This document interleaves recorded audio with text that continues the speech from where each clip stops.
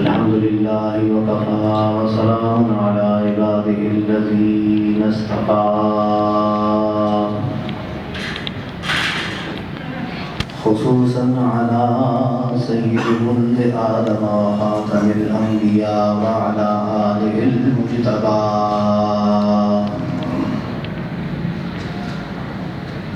وعلى كمل الدين والشهداء. أما بعد فأعوذ بالله من الشيطان الرجيم. بسم الله الرحمن الرحيم. سبحان الذي أسرى بعبده ليلا من المسجد الحرام إلى المسجد الأقصى الذي باركنا حوله لنريه من آياتنا إنه هو السميع البصير. صدق الله المولانا العظيم. وقال الله تبارك وتعالى في شأن حبيبه إن الله وملائكته يصلون على النبي يا أيها الذين آمنوا صلوا عليه وسلموا تسليما.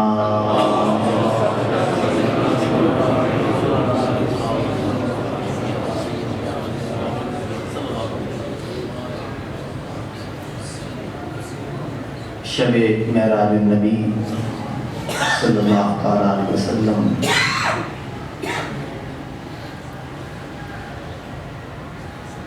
ذکر معراج کو اللہ رب العزت نے وسط قرآن میں یعنی 15واں سپارہ کا آغاز ہے، وسط قرآن کے اندر اشارہ ہے لطیف کہ وسط رات کے اندر جیسے معراج ہوئی تو اس کا ذکر بھی وسط قرآن میں کیا گیا ہے۔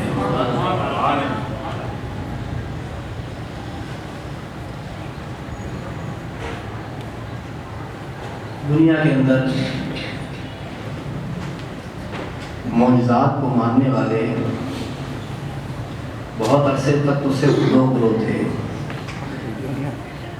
ایک وہ گروہ جو معجزات کا سرے سے انکار کر دیتا تھا، ایک وہ گروہ جو معجزات کو ماننے والے اہل ایمان، یعنی جو اللہ نے اپنے کرم سے، اپنے فضل سے، اپنی قدرت سے انبیاء مرسلین کو عطا کیے، ان معجزات کو یا تو ماننے والے تھے یا نہ ماننے والے تھے۔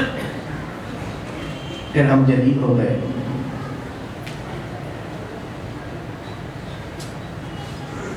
بہت سارے علوم پر یہ بات کہنے لگے کہ ہم نے دسترس حاصل کر لی ہے۔ وہ ایک سال میں آپ کو پتہ چل گیا کتنے علوم پر انسان کو کتنی دسترس ہے۔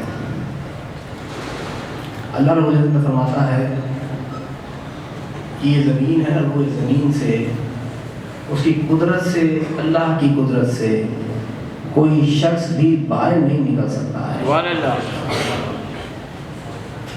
یا معاشر الجن والانس ان استطعتم ان، کہ تم اگر چاہو کہ زمین پر نکل جاؤ اس کے پردوں کو چیرتے ہوئے اس کی قدرت سے، نہ، جہاں کہیں پر بھی جاؤ گے بادشاہ اللہ ہی کی پاؤ گے۔ تو پہلے تو وہ گروہ تھا کہ جو سرے سے انکار کر دیتا، معجزات کا انکار، وہ کہتا کہ یہ تو فطرت کے قوانین ہی کے خلاف ہے۔ آج بھی جو لوگ انکار اور ماننے کے بین میں رہتے ہیں، نہ ادھر کے، کیونکہ جدید علوم سے متاثر اتنے ہیں، ان کے پاسپورٹ پر ویزے نہیں لگیں گے، وہ اس متاثر ہونے کی وجہ سے نہ ان کو ناراض کرتے ہیں اور چاہتے ہیں کہ مسلمان بھی رہیں، تو اس گروہ میں بھی بیٹھے رہتے ہیں۔ وہ چاہتے ہیں بیچ کا کوئی راستہ نکال دیا جائے۔ بڑے بڑے نام پاکستان کے اندر بھی آئے، اپنے انداز میں معجزات انبیاء مرسلین کو سمجھنے کی کوشش کی گئی، عقلی تعویلات اور قرآن کو سائنس کے ساتھ باندھنے کی کوشش، تابع کرنے کی کوشش۔ سارے علوم قرآن کے تابع ہیں، قرآن کسی کا تابع نہیں ہے۔ اگر یہ بات مان لی جائے کہ فطرت کے قوانین کے خلاف ہو ہی نہیں سکتا ہے تو ان اللہ علی کل شیء قدیر کیسے ہے؟ یعنی اللہ نے ایک دنیا بنا لی، اس کے قانون وضع کر دیے، اب اس کو اتنی دسترس بھی نہیں ہے کہ وہ اس دنیا کے ان قوانین میں تبدیلی کر دے۔ کیا کسی اہل ایمان کا یہ عقیدہ ہو سکتا ہے؟ جو ماننے والا ہے، جو اللہ کو علیم قدیر سمجھتا ہے، وہ یہ عقیدہ نہیں رکھ سکتا کہ اس نے اپنے قوانین بنائے اور وہ اس قوانین کے اندر خود جکڑ گیا۔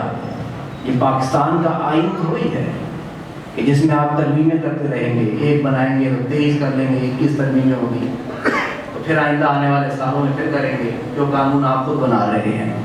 اللہ کے قانون میں ہے لا تبدیل لکلمات اللہ، کوئی تبدیلی اس کے کلمات میں ہو ہی نہیں سکتی ہے۔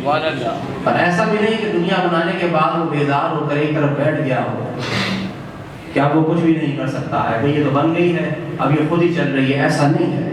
وہ کسی ایک آن میں بھی اونگ بھی نہیں آتی ہے، نیند تو بڑی دور کی بات، اونگ بھی نہیں، حی قیوم ذات ہے۔ اپنی مخلوق صرف انسانوں نہیں، مخلوق جو اس نے تخلیق کیا ہے، جو تخلیق ہو رہا ہے، جو تخلیق ہوگا، جو ہو چکا ہے، وہ کسی ایک آن، کسی ایک سیکنڈ کے لیے بھی وہ اس مخلوق سے ایسا نہیں کہ غیر علم ہو جائے، وہ بغیر اس کو علم نہ ہو، نہ، ایسا نہیں ہے، علم رکھنے والا ہے۔ اس کا انجام کیا ہے، یہ پیدا کہاں ہے، یہ مرنا کہاں ہے، اس کا رزق کتنا ہے۔ تو اللہ کو قادر تو ہر مسلمان کو ماننا چاہیے، جو کلمہ پڑھنے والے، اور وہ لوگ خاص طور پر جو توحید کے بڑے علمدار ہیں، ان کو تو خاص طور پر جو رازق اور خالق، قدیر، شیء قدیر، ہر چیز پر قادر، اتنی طاقتور، تو اللہ کی ذات کو ماننا چاہیے۔ اس میں کوئی شک انسانوں کو، مسلمانوں کو ہونا ہی نہیں چاہیے۔ تو ایک گروہ کو بھی پیدا ہوا اس زمانے کے اندر، گزشتہ زمانوں میں سے، کہ نہ وہ ان کے ساتھ ہوئے کہ انگریزوں کے ساتھ ہو جائے متاثر ہو کر، کیونکہ ادھر سے جائیں گے تو ادھر سے کفر کے فتوے لگیں گے، تو وہ ادھر بھی نہ ہوئے، ادھر بھی نہ ہوئے، معجزات کو نئی نئی تعویلات کے ساتھ سمجھانے کی کوشش کی، یہاں تک کہ معجزہ کا حسن ہی بگاڑ کر رکھ دیا۔ معجزہ کا حسن ہی جو ہے بگاڑ کر، اس کے معنی کے اندر خود تبدیلیاں اور ایسی تعویلات کہ جو ہمارے دارالعلوم کے اندر اگر پہلے سال کا بھی اسٹوڈنٹ ہو نا، پہلے سال کا، اور علم حدیث سے تھوڑی بہت واقفیت بھی رکھتا ہو، وہ بھی کہے گا کہ جو اعتراض تو کر رہا ہے مجھے سمجھ کیا آئی دین کی، یہ تو اعتراض کرنا چاہ رہا ہے کہ بھئی حتیم کعبہ ہے، حرم ہے، حجر ہے، تو یہ تو مختلف روایات مختلف انداز میں آ گئی۔ دیکھو احادیث مبارکہ کی اقسام ہیں، ایک وہ حدیث مبارکہ ہے جسے ہم کہتے ہیں خبر احد یعنی خبر واحد، ایک ہے خبر متواتر۔ معراج النبی صلی اللہ علیہ وسلم کے 3 مختلف مراحل ہیں۔ پہلا مرحلہ ہے جو سبحان الذی اسری بعبدہ لیلا من المسجد الحرام الی المسجد الاقصی، یہ پہلا مرحلہ ہے۔ اس مرحلہ اولا کی اگر کوئی شخص انکاری کر دے کہ میں اس مرحلہ اولا کو نہیں مانتا ہوں، دار اسلام سے فارغ، کافر ہے، اسے کفر میں کوئی شک نہیں ہے، تو سمجھے کہ معراج نبی صلی اللہ علیہ وسلم کا یہ پہلا سفر مرحلہ اولا جسے ہم کہتے ہیں، اس کا پہلا ہی آغاز جو ہے مسجد حرام سے مسجد اقصی تک کا یہ پہلا مرحلہ اولا، اگر کوئی شخص انکار کر دے تو دار اسلام سے خارج ہے۔ دوسرا کا مرحلہ معراج نبی صلی اللہ علیہ وسلم کا مسجد بیت المقدس سے سدرۃ المنتہا تک کا سفر ہے۔ کس کا سفر ہے؟ سدرۃ المنتہا تک، بیت المقدس سے سدرۃ المنتہا تک، اور یہ خبر متواتر سے ثابت ہے۔ خبر ایک ہوتی ہے خبر احد، خبر واحد، اس کی بھی 3 اقسام ہیں، کہیں پر وہ خبر واحد غریب ہوتی ہے، کہیں پر عزیز ہوتی ہے، کہیں پر مشہور ہوتی ہے، یہ اقسام ہے خبر واحد۔ جو حدیث کی دنیا کے لوگ ہیں وہ اس بات کو سمجھتے ہیں۔ اب حدیث مبارکہ کے اندر دوسری قسم ایک ہے خبر واحد، خبر واحد کی 3 قسمیں، اس کے بعد ہے خبر متواتر۔ متواتر کے لیے علماء نے لکھا 13، کم سے کم 13 راوی۔ کتنے صحابی؟ 13۔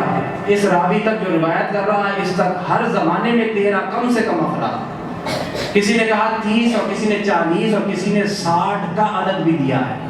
ہر زمانے میں اس سے کم تعداد نہیں ہوگی، ہر زمانے میں۔ اور متواتر اس لیے کہا جاتا ہے کہ ان کا جھوٹ پر ایک جگہ جمع ہونا محال ہو۔ خبر متواتر ان سارے راویوں کا جو جس کی تعداد 40 ہو یا 60 ہو یا 13 ہو، تو وہ کسی یہ 13 کے 13 آدمی ایک جھوٹ پر معاذ اللہ اتفاق کر لیں، یہ محال ہو، اسے خبر متواتر کہتے ہیں۔ تو مسجد بیت المقدس سے سدرۃ المنتہا تک کا یہ مرحلہ، دوسرا جو مرحلہ ہے، مرحلہ دوم جو ہے، اگر کوئی شخص اس کا انکار کرتا ہے، کیونکہ یہ خبر متواتر سے ثابت ہے۔ اب خبر متواتر بھی جو ہے وہ کبھی ہے مانوی طور پر۔ خبر متواتر بہت ساری احادیث حضور نبی کریم صلی اللہ تعالیٰ علیہ وسلم کی حدیث مبارکہ مانوی طور پر سمجھی جاتی ہے۔ لفظی طور پر تو پوری حدیث کی دنیا کے اندر ایک ہی روایت موجود ہے جو حضور سرور کائنات کا بے عین ہی قول متواتر کے اندر موجود ہے، اور وہ بڑی مشہور حدیث ہے کہ جس نے فرمایا، آقا علیہ السلام نے فرمایا، جس نے میری طرف جان بوجھ کر جھوٹ باندھا۔ اور یہ احتیاط ہے، محدثین کی احتیاط کی وجہ سے مانوی طور پر وہ حدیث کو بیان کر دیتے ہیں۔ تو مانوی طور پر حدیث کے اندر ایک ہی قصہ کو بیان کرتے ہوئے ایک راوی ابو ہریرہ ہے، ایک راوی دوسرا ہے، ایک دوسرا راوی ہے، 3-4 مختلف اصحاب ہیں، ان کے الفاظ مختلف ہو سکتے ہیں مانوی طور پر۔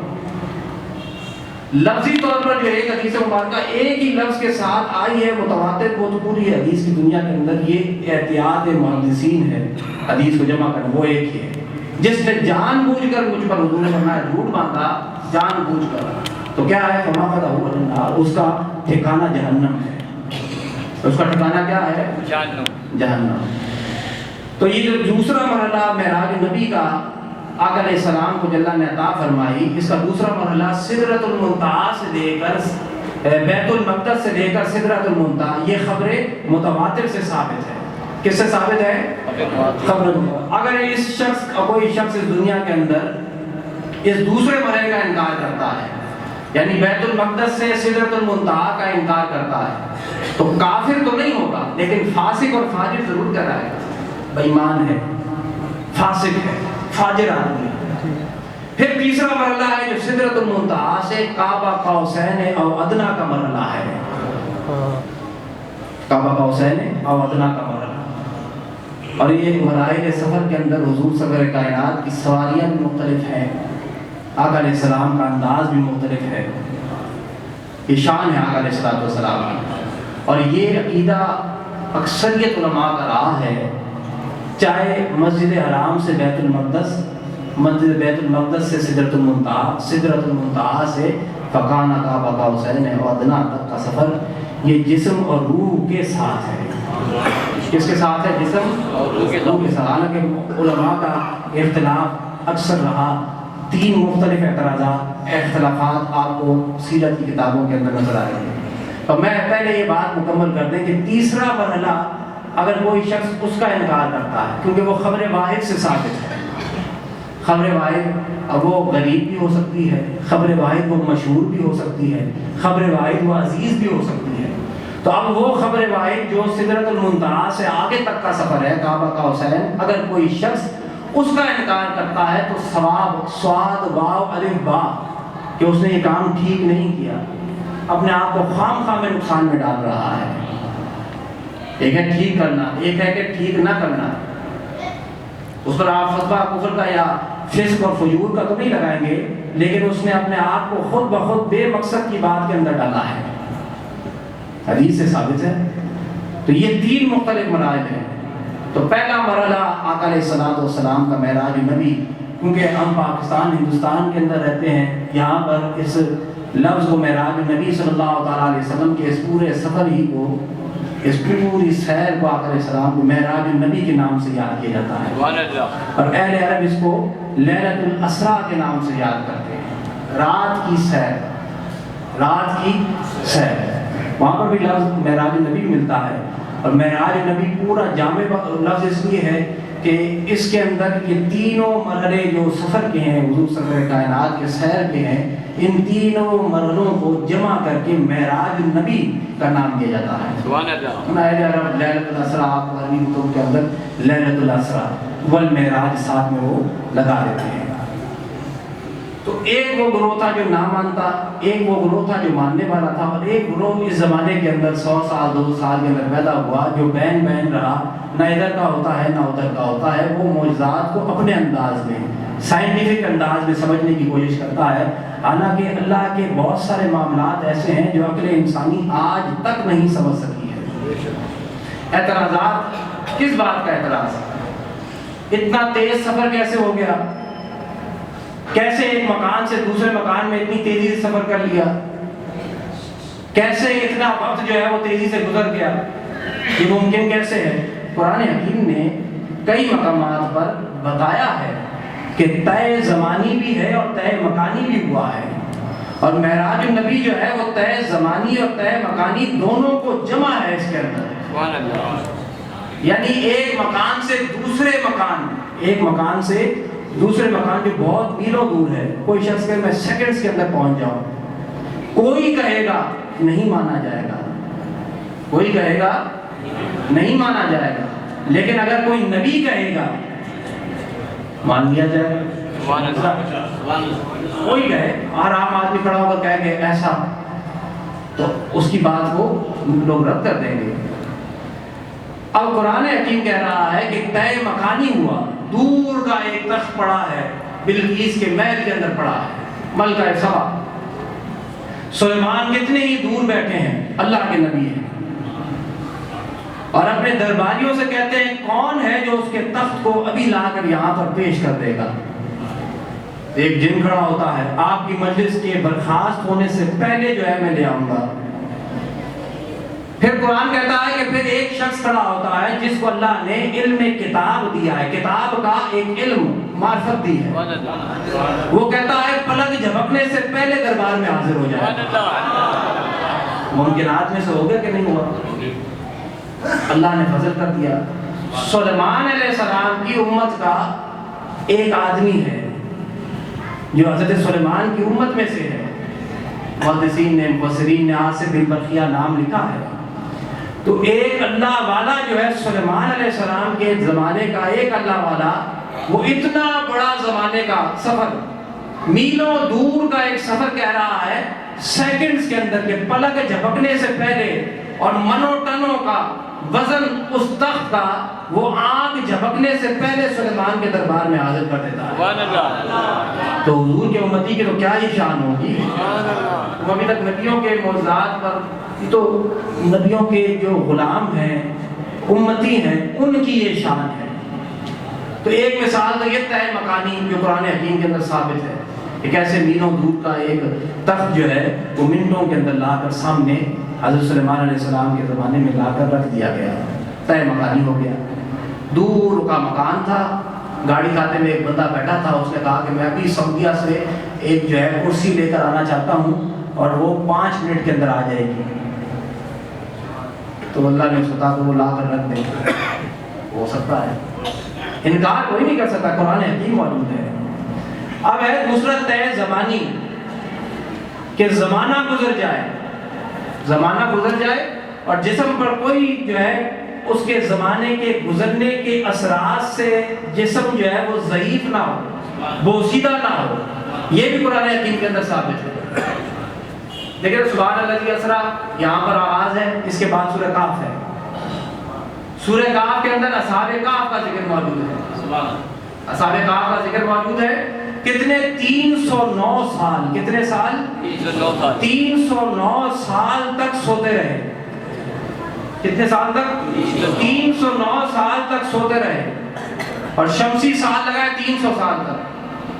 تو 300 سال تک ان پر سورج نکلتا رہا، جاتا رہا، نکلتا رہا، جاتا رہا، لیکن نہ ان کے لباس کو بوسیدہ کیا، نہ ان کے جسم کو خاک میں ملایا۔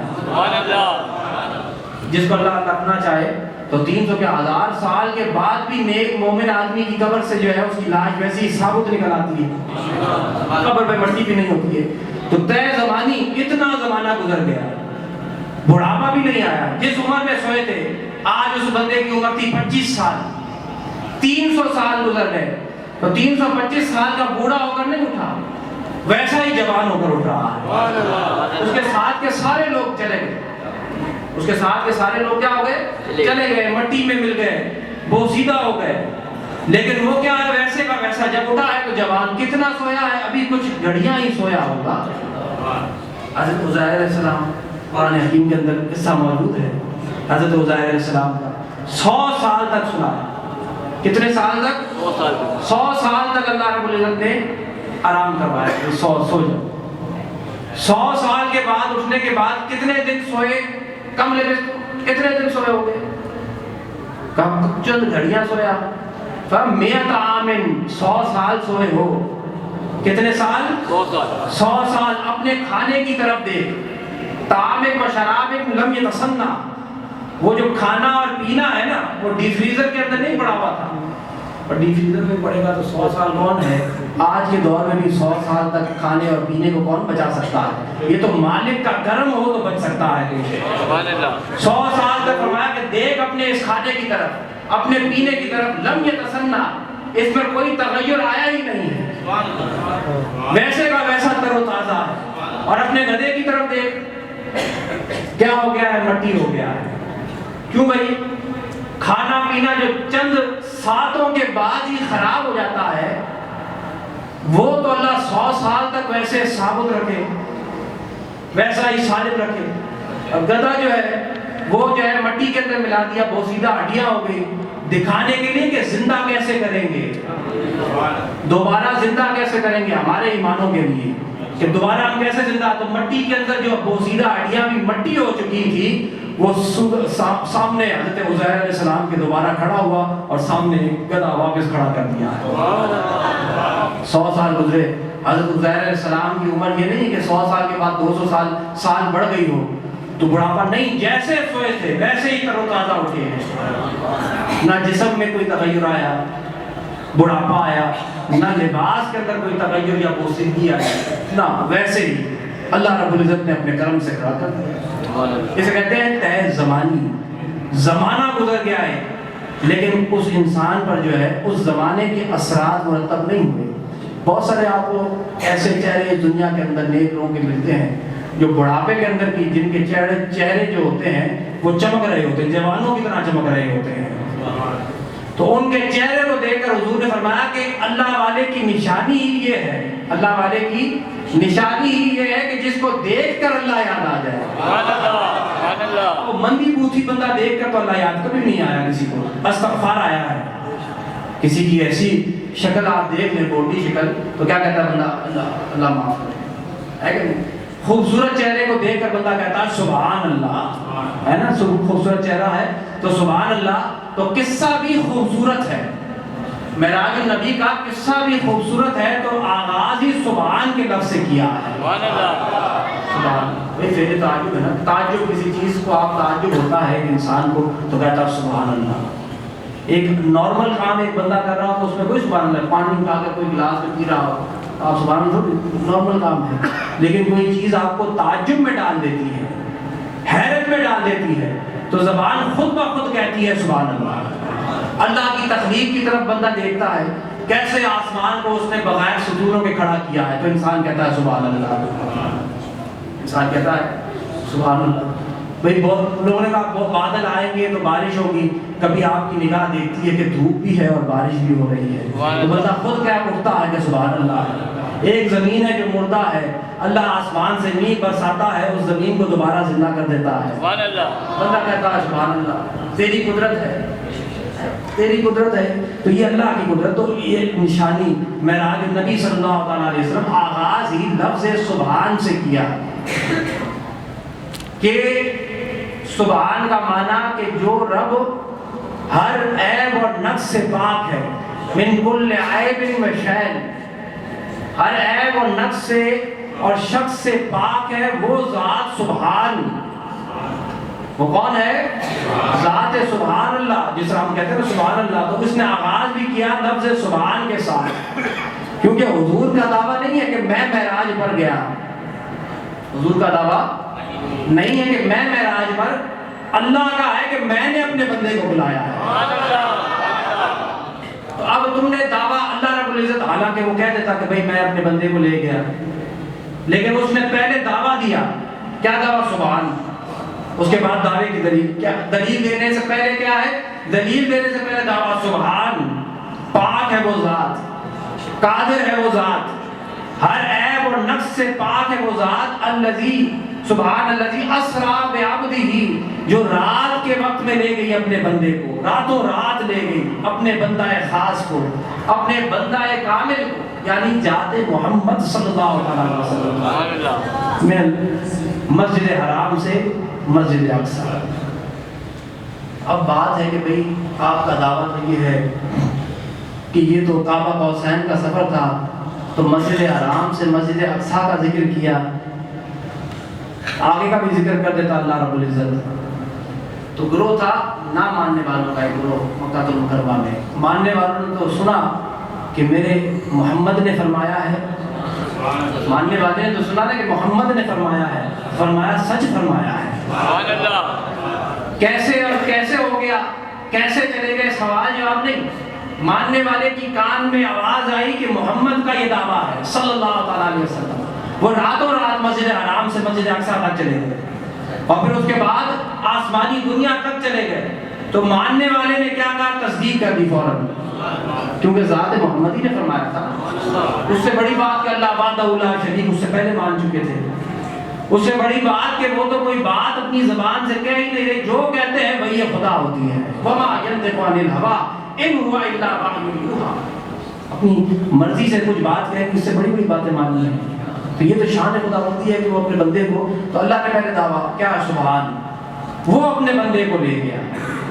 تو سوال آتا ہے انسانی ذہن کے اندر کہ بھئی مسجد حرام سے مسجد اقصی کا سفر کا ذکر کیا تو آسمانی دنیا کا بھی ذکر کر دیتا، تو دنیا کے اندر لوگ جو ہے نا، وہ لوگ جو مخالفین کا ایک گروہ ہے، جو کسی بات کو تسلیم کرنے کے لیے تیار نہیں ہے، ان کو منانے کے لیے قانون کے اندر بھی ایک طریقہ کار قانون شہادت کے اندر ہے کہ اگر کوئی شخص، ایک ہے نا کہ ایک بندہ، دو بندوں کا جھگڑا ہے، عدالت میں کیس چلا گیا، تو اگر کوئی فریق کسی ایک آدمی کی کسی ایک دلیل کو کسی بھی ایک مقام پر تسلیم کر لے گا، ایک وکیل کی کسی ایک دلیل کو کسی بھی ایک مقام پر تسلیم کر لے گا، تو دوسرے کے لیے وہی دلیل جو ہے وہ قابل حجت ہو جاتی ہے۔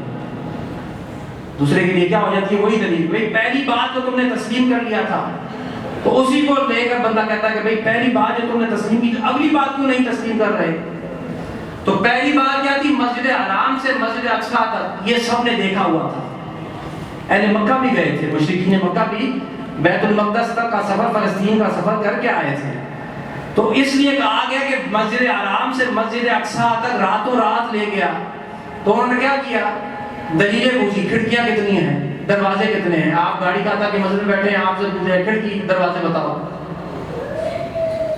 5 وقت نمازی، مسجد میں 14-12 گھنٹے رہنے والا آدمی بھی ٹوٹل کھڑکی اور دروازے نہیں بتا سکے گا چھوٹی چھوٹی مسجدوں کے اندر۔ یہ تو شان محمدی ہے صلی اللہ علیہ وسلم۔ ادھر سوال کیا گیا، ادھر مسجد بیت المقدس کو سامنے رکھ دیا گیا، جو سوال ادھر جواب، جو سوال ادھر جواب، آقا نے کہا۔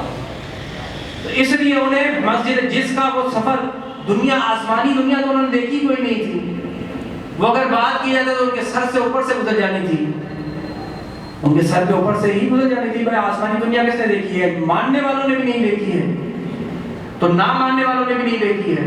تو آسمانی دنیا کا نہیں، جو چیز دیکھی ہوئی ہے، اور ایک شخص دعویٰ کر رہا ہے کہ مسجد حرام سے مسجد بیت المقدس تک کا سفر رات کے ایک قلیل عرصے کے اندر کیا ہے، تو اس پر وہ دلیل مانگ رہے ہیں کہ بھائی ان کو نشانیاں معلوم تھی، اچھا بتاؤ کیا کیا نشانیاں، کھڑکی دروازے۔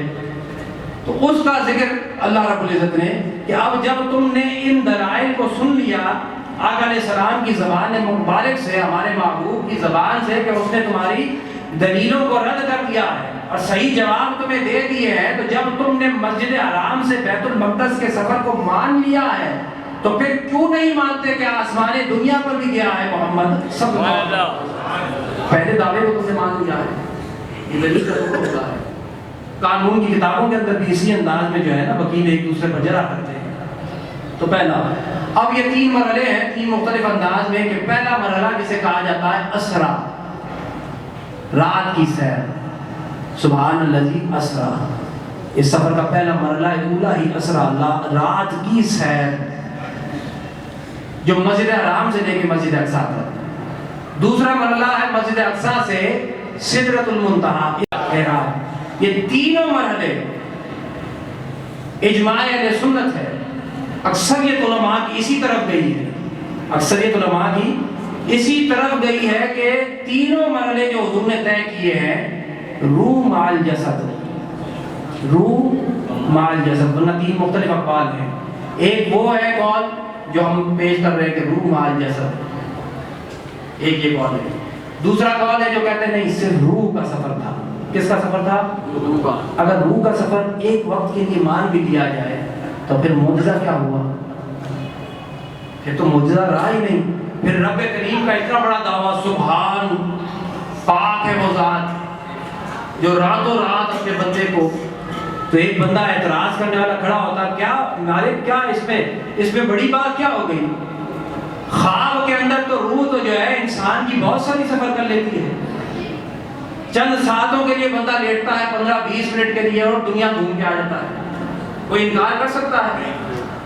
ایک گروہ ہے جو کہتا ہے کہ روح مال جسد، جو ہمارا گروہ ہے اکثر علماء کا، روح مال جسد، تینوں مرحلے، معراج نبی کے تینوں مرحلے، روح مال جسد۔ ایک کہتا ہے کہ بھئی روح روحانی سفر تھا، خواب کا سفر تھا۔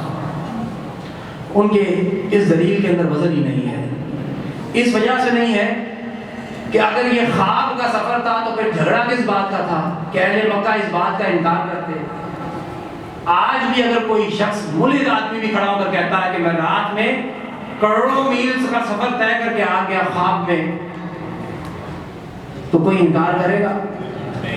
کوئی آدمی انکار خواب میں ہے۔ انکار کرنے کی وجہ یہ تھی کہ حضور سرور کائنات کا فرمانا کہ روح مال جسد، آقا علیہ الصلوۃ والسلام نے یہ سفر طے کیا۔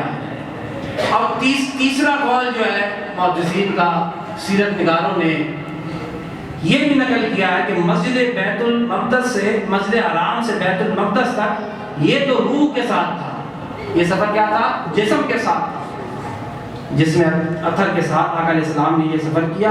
پھر بیت المقدس سے جو آگے کا سفر تھا، سدرۃ المنتہی، فقا بقا حسین ودنا، یہ روحانی سفر تھا۔ تو ان پر یہ سوال آئے گا تو حضور نے آرام کا فرمایا، جسد جو ہے فلسطین میں رہ گیا۔ جب یہاں سے آپ نے مانا کہ جسد مبارک کے ساتھ روح اور مال جسد، حضور مکہ المکرمہ سے اس سفر کا آغاز کیا، اس شہر کا آغاز کیا اور فلسطین پہنچ گئے، بیت المقدس پہنچ گئے، تو پھر جو آگے کا سفر ہے کہ جس میں آپ کہہ رہے ہیں کہ روح کے ساتھ کیا، تو کیا مسجد بیت المقدس میں آرام فرما ہو گئے تھے؟ یہ عقل تسلیم کرنے والی نہیں، قول ہیں، اقوال علماء کے مختلف ہیں، لیکن اس قول کے اندر کوئی ایسی بات واضح نہیں ہوتی ہے۔ معجزہ تو ہے ہی یہ ہے کہ جب اللہ رب العزت سبحان کے ساتھ آغاز کر رہا ہو تو پھر مانا ہی تب جائے گا کہ جب وہ روح مال جسد کے ساتھ یہ پورا سفر رات کے قلیل حصے کے اندر ہو جائے، رات کے اسرا بعبدی لیلاً۔ بھئی آپ کہتے ہیں کہ اسرا کا معنی ہے رات کی سیر، پھر آگے پھر اللہ فرماتا ہے لیلاً، یہ کیا بات ہے؟ لفظ تکرار کے ساتھ آ رہا ہے۔ آپ اگر اسرا کا معنی رات کی سیر لیتے ہیں، جو محدثین بھی لے رہے ہیں، مفسرین بھی اکثر لے رہے ہیں، تو اعتراض کرنے والا اعتراض کرتا ہے کہ جب آپ اسرا سے معنی رات ہی کی سیر لے رہے ہیں تو آگے لیلاً کیوں آ رہا ہے؟ ہم کہتے ہیں لیلاً پر تم نے تنوین نہیں دیکھی ہے۔ لیلاً پر جو تنوین ہے وہ اس بات کی طرف اشارہ کہ رات کی سیر تو ہے لیکن پوری رات کی سیر نہیں ہے، رات کے ایک تھوڑے سے عرصے کی سیر ہے، رات کے تھوڑے سے عرصے کی سیر، پوری رات کی سیر نہیں ہے۔ رات کے ایک تھوڑے سے عرصے کے اندر ہم اپنے محبوب بندے کو لے گئے مسجد حرام سے مسجد اقصی تک، لیلا من المسجد الى المسجد الاقصی الذی بارکنا حولہ، جس کے ارد گرد میں ہم نے برکتیں رکھی ہیں. الذی بارکنا حولہ، ارد گرد، کس کے ارد گرد میں؟ مسجد اقصی کے. یہ کیوں نہیں فرمایا الذی بارکنا فیہ، جس کے اندر یعنی مسجد بیت المقدس میں برکت رکھی ہے؟ مسجد میں برکت تو اس مسجد میں بھی برکت ہے، دنیا میں جہاں اللہ کی مساجد ہے اس کے اندر برکت ہے. یہاں پر اللہ نے یہ نہیں فرمایا کہ مسجد بیت المقدس کے اندر برکت ہے. الذی بارکنا فیہ نہیں، الذی بارکنا علیہ نہیں فرمایا، الذی بارکنا حولہ، اس کے ارد گرد. یہ مسجد ہے اور اس کے ارد گرد میں، اس کے ارد گرد میں ہم نے برکت رکھی ہے. اب جا کر پڑھو کہ وہ برکت ہے کیا. اب وہ برکت ہے کیا؟ بھئی پہلے ایک آدمی کی آپ تعارف کراتے ہیں نا، ایک آدمی کا تعارف، کوئی آدمی کہے دروازے میں بیل بجی، بچے نے دروازے پہ کون آدمی؟ ابا وہ آدمی آیا ہے جو آپ کو کل سڑک پر ملا تھا، جو آپ کو کل سڑک پر ملا تھا، نام بھی سڑک پر ملا تھا. اگر اس معرفت کو نکال دیا جائے، دروازے میں بیل بجے، بچہ آ کر کہے آدمی آیا ہے، آپ پہچانیں گے؟ آپ نے وہ تعارف ہی نہیں کروایا کہ جس پر آپ کل ملے تھے، جس آدمی سے، وہ بندہ آیا ہے. تو آپ اس کی پہچان اس کے اندر آ جائے گی کہ کون بندہ آیا ہے کہ جو کل مجھے اس وقت میں ملا تھا وہ ابھی دروازے کے باہر کھڑا ہے. اگر اس معرفت کو، اس تعارف کو نکال دیا جائے تو آپ حسن ہی کھو دے دیں گے، اس کی پہچان ہی نہیں ہو سکے گی. بہت آسانی سے سمجھانے کی کوشش کر رہا ہوں کہ اگر اس معرفت کو کھو دیں، اس تعارف کو ہٹا دیں اور اگر بچہ کہے کہ وہ آدمی آیا ہے، پہچان سکیں گے کون آدمی آیا ہے؟ بچہ کہے کہ بھئی کل جو اس ٹائم پر ایک بندہ آیا تھا جو آپ کو اس وقت سڑک پر ملا تھا، وہ بندہ آیا، آپ پہچان جائیں گے کہ نہیں؟ پہچان گے بھئی وہ بندہ ہے. تو آپ نے اس کا تعارف کرا دیا. تو کیا ہے یہ ساری برکت جو حولہ اللہ رب العزت نے رکھی ہے، یہ برکتیں انبیاء مرسلین کی برکتیں ہیں. ان کو ہٹایا جائے حولہ ارد گرد میں، تو جب نبیوں کے مزارات جو مسجد بیت المقدس کے ارد گرد میں موجود ہیں اور برکت کا باعث ہے، کس کا باعث ہے؟ برکت کا باعث ہے اور بیت المقدس کی پہچان کا باعث ہے. بیت المقدس کی پہچان آپ دیکھیں نا، مدینہ المنورہ آسان لفظوں کے اندر کس وجہ سے پہچانتے ہیں؟ روضہ رسول ہے، حضور سرور کائنات کی ہجرت ہے، آقا علیہ السلام کا مسکن ہے، آقا علیہ السلام کا مدفن ہے. یہ پہچان ہے نا. اگر اس پہچان کو ہٹا دیں تو کوئی پہچان رہے گی؟ اس پہچان کو اگر نکالا جائے تو کوئی پہچان نہیں رہتی. تو مسجد بیت المقدس کی اللہ رب العزت نے جو تعریف بیان کی ہے، اس کی پہچان انسانوں کو بتائی ہے. تو فرمایا یہ نہیں کہ اس کے اندر برکت ہے، فرمایا اس کے ارد گرد میں برکتیں ہیں. اس کے ارد گرد میں جو نبیوں مرسلین کے مزارات ہیں، ان کی آرام گاہیں ہیں، ان کی جائے پیدائش ہے، یہ جو ارد گرد میں پھیلی ہوئی ہے، یہی پہچان ہے مسجد بیت المقدس کی. الذی بارکنا حولہ. بھئی لوگ کہیں گے آپ باغیچے تھے، نہریں ہیں، اس کی برکت ہے اللہ. تو باغیچے تو دنیا بھر کے اندر اور بہت سارے جگہوں پر ہے، اچھے اچھے باغیچے ہیں، اچھے اچھے آبشاریں ہیں زمینوں پر، جو ہے آسمانوں سے، پہاڑوں سے گرتی ہیں، ایسا لگتا ہے آسمانوں سے گر رہی ہیں، اچھی اچھی. برکت وہاں پر برکت نہیں ہے. صرف باغ اور یہ پھول سبزیاں، یہ چیزیں برکتیں ہیں. تو اس لیے زیادہ بہتر قول وہی ہے کہ اس کے ارد گرد میں جو برکتیں ہیں وہ نبیوں کی وجہ سے ہیں. وہ کس وجہ سے؟ الذی بارکنا حولہ لنریہ من آیاتنا. تو یہ کیوں اتنا سفر؟ تاکہ ہم اس کو بڑی بڑی نشانیاں دکھائیں، ہم اپنے بندے کو بڑی بڑی نشانیاں دکھائیں. انہ هو السمیع البصیر، بے شک وہی سنتا اور دیکھتا ہے. بے شک وہی رب ہے جو سنتا بھی ہے. ایک مقام ہے کہ جہاں پر رب سن رہا ہے, رب دیکھ رہا ہے, اور ایک مقام ہے کہ جہاں پر محمد سن بھی رہے ہیں اور دیکھ بھی رہے ہیں. مقام قوسین کا آخر مقام ہے کہ جہاں پر محمد اپنے رب کی سن رہے ہیں اور محمد اپنے رب کو دیکھ بھی رہے ہیں. اور یہ دعویٰ اس لیے ہم کر رہے ہیں کہ جسم کے ساتھ حضور سرور کائنات میں دیکھیں والنجم کی آیات میں نے تلاوت کی تو آپ نے دیکھا ما زاغ البصر وما طغى, ما زاغ البصر وما طغى. جب آخری مراحل میں حضور سرور کائنات کی ذات مبارکہ پہنچی تو فرمایا اللہ رب ما زاغ البصر, اس کی نگاہ جو ہے اچکی بھی نہیں, وما طغى نہ بھٹکی, بلکہ جس کو دیکھنا تھا اسے دیکھ رہی تھی. یہ اس کے جسمانی معراج ہونے کی سب سے بڑی دلیل ہے. ما زاغ البصر وما طغى. اب شان محمدی ہے آقا علیہ السلام کی, یہ شان ہے آقا علیہ السلام کو جو اللہ رب العزت نے عطا فرمائی. یہ دیگر مرسلین کو انبیاء کی جماعت کو اللہ نے عطا نہیں فرمائی.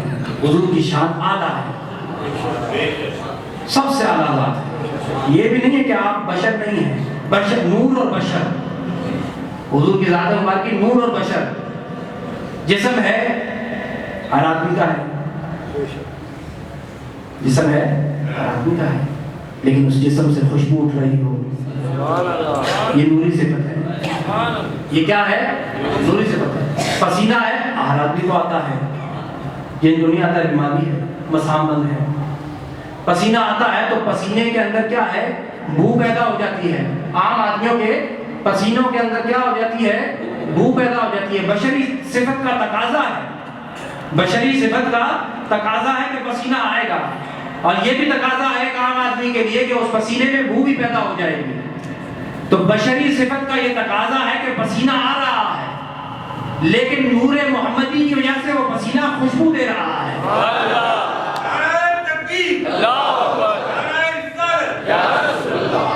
یہ نور کی وجہ سے, وہ صفت نور کی وجہ سے وہ پسینہ کیا, آپ کا تھوک جو ہے, لعاب جو ہے, عام آدمی کا ایک تھوک جو ہے, بیکٹیریات ہے, بیماریاں ہیں اس کے اندر, وہ شفا کا باعث نہیں ہے. وہ ڈاکٹر سے پوچھ لیں, بڑے سے بڑا مولوی بھی جو ہے نا, جو معجزات اور حضور سرور کائنات کی حدیث کو جو نہیں مانتا ہے اور اپنے آپ کو بڑا سمجھتا ہے, وہ اپنا تھوک اپنی اولاد کو پلا کر دکھا دے. اپنے جیسا سمجھنے والے وہ اپنا تھوک جو ہے اپنی اولاد کو, تو اولاد بھی کہے گی کہ باپ سٹیا گیا ہے, لیکن یہ کیا ہے؟ لعاب ہے, اور محمد مصطفیٰ کا لعاب ہے. اس میں بیماری کوئی نہیں ہے, بلکہ اگر کوئی شخص بیمار ہو کر آتا ہے تو وہ لعاب دہن ہے جو اسے شفا دے دیتا ہے. بھائی لعاب تو منہ کے اندر ہے, یہ صفت ہے بشری, لیکن وہ لعاب جو ہے خوشبو والا بھی ہے, وہ لعاب جو ہے شفا بھی دے رہا ہے. یہ صفت نوری ہے, یہ صفت کیا ہے؟ نوری ہے. تو یہ پہلا صفت بشری اور نوری کے ساتھ حضور فرما رہے ہیں مسجد حرام سے مسجد اقصی. ایسے تو بہت ساری مثالیں ہیں آقا علیہ السلام کے, اگر ان مثالوں کو اگر کھولنے لگے تو بہت ساری. بھئی کیا ہے کہ حضرت موسیٰ علیہ السلام کا بھی معجزہ تھا. کیا معجزہ تھا؟ کہ پتھر پر ماری لاٹھی تو چشمے جاری ہو گئے. معجزہ تو ہے, خشک پتھر تھا نا اس پر, ورنہ پتھروں سے آپ جائیں پنجاب شہر کے اندر اور اس کے اوپر کے علاقوں میں چلے جائیں تو آپ کو آبشاریں پہاڑوں سے نکلتی ہوئی نظر آتی ہیں, معلوم ہی نہیں نکلتی کہاں سے ہیں, جاتی کہاں ہے پہاڑوں سے. تو یہ ایک عام فہم ہے, یہ عام معجزہ ہے کہ بھئی یہ پہاڑوں سے, تو حضرت موسیٰ نے لاٹھی ماری اس میں سے پانی نکل آیا, معجزہ ہے حضرت موسیٰ علیہ السلام کا. اور یہ اس سے بڑا معجزہ ہے کہ حضور کی انگشت مبارک سے پانی نکل رہا ہے. بڑا معجزہ ہے کہ انگشت مبارک ہے, کیونکہ اس پتھر کے اندر تو یہ خصوصیات دنیا کے اندر دیکھی جا سکتی ہیں کہ بھئی پانی کے چشمے پتھروں میں سے نکل رہے ہیں, لیکن کوئی ایک مثال بتا دو دنیا کے اندر کہ انگلیوں سے پانی کے چشمے نکل رہے ہیں, انگلیوں سے پانی کے چشمے نکل رہے ہوں, یہ بڑا معجزہ ہے. تو پہلا سفر کا مرحلہ ہے حضور سرور کائنات کا سبحان سے آغاز اللہ رب العزت نے کہ شک کرنے والوں کو شک کرنے کی گنجائش ہی نہیں چھوڑی کہ آگے اللہ رب العزت دعویٰ کر رہا ہے. کیا دعویٰ ہے؟ الذی اسریٰ بعبدہ، وہ اپنے بندے کو راتوں رات سیر کرانے کے لیے گیا. تو اعتراض کرنے والے کو اعتراض نہیں، کیونکہ اس نے آغاز ہی دعویٰ کیا ہے سبحان سے کہ پاک ہے، ہر عیب اور نقص سے پاک ہے. وہ اگر چاہے تو لے جا سکتا ہے، وہ اگر چاہے تو کیا کر سکتا ہے؟ لے جا سکتا ہے. وہ اپنے بندہ کامل کو، وہ اپنے بندہ کامل کو رات کے وقت میں لے گیا ہے مسجد حرام سے. کس انداز میں؟ کہ جبریل کو حکم دیا ہے میرے حبیب کو لے کر آنا ہے. ایک طرف وہ لن ترانی کی صدائیں ہیں کہ جہاں بارہ موسیٰ علیہ السلام جو ہے اللہ رب العزت سے کلام کرنے کے بعد یہ عرضی پیش کر رہے ہیں اللہ کے حضور میں کہ اب اپنا دیدار بھی کروا. کلام جو کر دیا ہے نا کلیم اللہ نے، تو اب کلیم کا یہ تقاضا ہے، تقاضا محبت ہے، محبوب کا یہ تقاضا محبت ہے کہ وہ اپنے محبوب کا دیدار، بھائی جس کی آواز کو سن رہا ہو اور آواز بھی ہو اللہ جل جلالہ کی، اللہ جل جلالہ کی، تو وہ پھر تقاضا کرتا ہے کہ محبوب کا دیدار بھی ہو. تو وہاں پر بارہا اللہ رب العزت فرمایا لن ترانی، تم مجھے نہیں دیکھ سکتے ہو. یہ شان موسیٰ ہے کہ جو تقاضا کر رہی ہے، اور یہ شان حبیب ہے جو آرام فرما رہی ہے. عام الحزن گزرا ہے، عام الحزن گزرا ہے. بی بی خدیجہ الکبریٰ کا وصال ہوا ہے، حضرت ابو طالب کا انتقال ہوا ہے. تو یہ عام الحزن حضور سرور کائنات کے اب اس حزن کے اس سال کو خوشی میں بدلنا ہے، اس غم کے سال کو کیا کرنا ہے؟ خوشی میں بدلنا ہے. تو اس سے بڑھ کر کیا خوشی ہوگی کہ ایک بندہ خاص جو ہے آرام فرمائے، ایک بندہ خاص بستر پر آرام فرمائے اور آسمانی دنیا سے پیغام آ جائے کہ اس بندہ خاص کے اس حزن کو ہم نے دور کرنا ہے. تو اس بندہ خاص کو تیار کر کے سدرۃ المنتہا سے آگے کا سفر کروانا ہے. دن میں نہیں کروانا ہے، رات میں کروانا ہے، کیونکہ محبوب اور محب کی باتیں ہیں تو رات کے وقت میں مزہ دیتی ہیں. محبوب اور محب کی باتیں ہیں رات کے وقت میں. رات میں دیکھیں کتنے موضوعات اللہ نے، چاند آسمان پر چمک رہا ہے، حضور نے اشارہ کیا رات کے وقت میں 2 ٹکڑے ہو گیا ہے. کبھی اسے اشارہ کر کے ایک طرف پھیرتے ہیں، کبھی ایک طرف کر دیتے ہیں انگلی کے اشاروں کے ساتھ. یہ رات کے موضوعات ہیں حضور نے. تو فرمایا سبحان الذی، تو ہر اس آدمی کو جو شک میں مبتلا ہے، اس آدمی کو اللہ رب العزت نے فرمایا کہ تجھے شک کرنے کی ضرورت نہیں ہے. میرے حبیب نے یہ دعویٰ نہیں کیا ہے، میں خالق ہو کر یہ دعویٰ کر رہا ہوں کہ میں مالک کل جہان کا اور ہر چیز پر قادر. وہ اپنے بندہ خاص کو مسجد حرام سے مسجد اقصیٰ اس انداز میں کہ جبریل کو، حضرت جبریل کھڑے ہیں، کیسے جگایا جائے. تو پھر وہی آئی کہ اپنے لبوں سے حضور سرور کائنات کے قدم مبارک کو چوم لو، میرے حبیب کے قدم کو چومو. پھر چوم لیا، بیدار کر دیا سرور کائنات کو. اب اس سفر کی تیاری بھی انداز اللہ رب العزت اپنی طرف بلا رہا ہے. تو کیا ہے؟ سینے کو چاک کیا گیا. حضور نے فرمایا میں حتیم میں تھا. ایک روایت ہمارے ایک بڑے پرانے آدمی مقالات لکھے تو اس مقالات کے اندر کہ بھئی ایک روایت میں حتیم میں موجود ہوں، ایک روایت میں حضور نے فرمایا کہ میں حرم میں موجود ہوں، ایک روایت میں حجر میں موجود ہوں. تو بھئی یہ 3 مختلف نام ہیں، اس میں تعارض تو کوئی ہے ہی نہیں. اس میں تعارض تو کوئی حرم ہے، حتیم ہے، اور حتیم کا دوسرا نام جو ہے حجر بھی ہے. اہل مکہ بنا نہ سکے، اسے باہر چھوڑ دیا حتیم کو، تو وہ کعبہ کے اندر شامل نہ ہو سکا. تو حتیم کا دوسرا نام حجر بھی تھا. اور یہ سارا مقام کدھر ہے؟ حرم کے اندر موجود ہے. تو اگر مختلف روایات کو مختلف الفاظ کے ساتھ راویوں نے نقل کیا ہے تو اس میں کوئی تعارض نہیں ہے. یہ آپ کی کم علمی ہے، یہ آپ کی کم علمی ہے. ہمارے یہاں تو یہ ایم اے پاس بچے بھی جو ہیں وہ تفسیر قرآن لکھ رہے ہیں. کیا میں نے ایم اے اسلامیات کر لیا، تفسیر قرآن لکھ رہے ہیں. اردو جو ہے کتابیں پڑھی، اس کے بعد اپنی رائے، اللہ رسول کی رائے پر اپنی رائے، ہم زیادہ سمجھدار. اللہ رسول کی رات میں تم نے ابھی اصل ٹیکسٹ سے واقف نہیں ہوئے تو تم یہ تفسیر کہاں سے لکھنے لگ گئے؟ الف بے بھی نہیں آتی ہے، گرامر بھی نہیں آتی ہے تفسیر قرآن کی. تو ایسا ہی یہ حال تھا. تو کہنے لگے کہ بھائی عتیم میں تعارض کوئی نہیں ہے، ایک ہی مقام کے 3 مختلف نام ہیں. حضور نے فرمایا مجھے جگایا گیا اور پھر کیا کیا گیا؟ سینہ اقدس کو چاک کر دیا گیا. سینہ اقدس کو کیا کر دیا گیا؟ چاک کر دیا. بڑا جدید آپریشن، خون نہیں نکلا، بے ہوشی نہیں دی گئی کتنے سال پہلے. اب تو ہے ایسے آپریشن ہے کہ جس کے بے ہوشی کے بغیر کر رہے ہیں، لیکن دل کے آپریشن کے لیے پھر بھی جو ہے وہ بے ہوشی دینی ہی پڑتی ہے. سینہ اقدس کو اپنی جگہ سے نکال دیا گیا، دل مبارک کو آقا علیہ السلام کے قلب اطہر کو اپنی جگہ سے نکال دیا گیا. اس میں کیا ہے؟ نورانیت کو ڈال دیا گیا. کچھ چیزیں ڈالی گئیں، کچھ چیزیں نکالی گئیں، پھر دوبارہ اسی جگہ پر رکھ دیا گیا، اسی مقام پر دوبارہ رکھ دیا گیا اور پھر واپس اسے ٹانکے لگا کر جوڑ بھی دیا گیا ہے. اتنا بڑا آپریشن، بڑا آپریشن کہتے ہیں، بڑا آپریشن ہے. اس بڑے آپریشن کے بعد کہا جا رہا ہے کہ اب اس کو تیز ترین سواری پر سوار کرنا ہے. سفر کروانے والا ہم اور آپ نہیں ہے، سفر کروانے والا ہم اور آپ نہیں ہے، سفر کروانے والا سواری سرور کائنات کی جا رہی ہے. کلام ربانی بھی ساتھ ساتھ چل رہا ہے. اللہ کلام کی جو ہے وہ ساتھ ساتھ. حضور فرمایا کوئی طور کوئی سینہ یہاں دکانا پڑے. حضور صلی اللہ علیہ وسلم 2 رکعت پڑھ کے پھر دوبارہ سواری پر. پھر تھوڑی دیر کے بعد حضرت موسیٰ علیہ السلام نے عرض کی، حضرت جبریل علیہ السلام نے عرض کی یا رسول اللہ صلی اللہ علیہ وسلم اس جگہ پر یہ بیت اللہ ہے، حضرت عیسیٰ علیہ السلام کی جائے پیدائش ہے.